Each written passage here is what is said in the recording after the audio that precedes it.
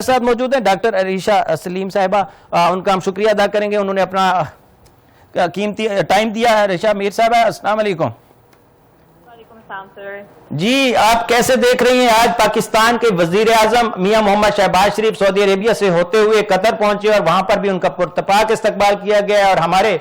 وزیر داخلہ محسن نقوی اور فیلڈ مارشل سید عاصم منیر ایران پہنچے اور وہاں پر بھی ان کا پرتپاک استقبال کیا گیا، اور ان تمام تر سینیریو کے اندر ہم پوری دنیا کے اندر جو ایک بڑی خبر بنے ہوئے ہیں کہ پاکستان کی قیادت جو ہے وہ اس اسلام آباد ٹاسک یا اس معاملے کو ٹھنڈا کرنے کی کوشش کر رہی ہے جو معاملہ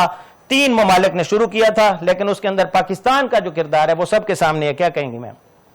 جی بالکل سر، آپ نے بالکل ٹھیک کہا، اور یہاں پہ میں پورے پاکستان کو، وزیر اعظم شہباز شریف صاحب کو، فیلڈ مارشل عاصم منیر صاحب کو اور پوری قوم کو اس بات کی مبارکباد دینا چاہتی ہوں سب سے پہلے کہ اللہ تعالیٰ نے جو اس وقت ہمیں پوری دنیا میں عزت دی ہے، اس کی مثال جو ہے وہ اس سے پہلے نہیں ملتی، اور جب پوری دنیا پاکستان کی طرف یہ نظر رکھتی تھی کہ پاکستان جو ہے یہ ٹیررسٹ اسٹیٹ ہے،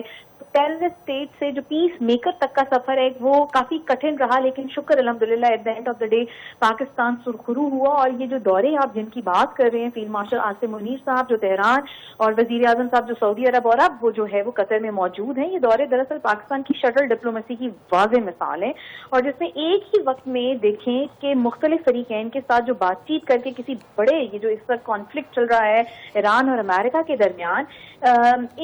اس تنازع کو کم کرنے کی کوشش کی جا رہی ہے۔ آپ نے راؤنڈ 1 میں دیکھا کہ اسلام آباد ٹاکس میں کافی حد تک چیزیں جو تھیں وہ بہتر رہیں، لیکن کچھ پوائنٹس کے اوپر جو ہے وہ اتفاق نہیں ہو پایا۔ یہ جو دورے ہیں یہ اسی سلسلے کی کڑی ہے کہ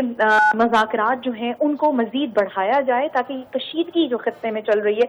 یہ کم ہو سکے۔ اور آپ نے دیکھا کہ عاصم منیر جو ہمارے فیلڈ مارشل عاصم منیر صاحب ہیں، ان کا تہران جانا اس بات کی بھی علامت ہے کہ پاکستان ایران کے ساتھ عسکری اور سیکیورٹی سطح پر بھی اعتماد کو فروغ دینا چاہتا ہے، اور یہ جو دوہری سفارت کاری ہے اس کے ذریعے پاکستان نہ صرف ایران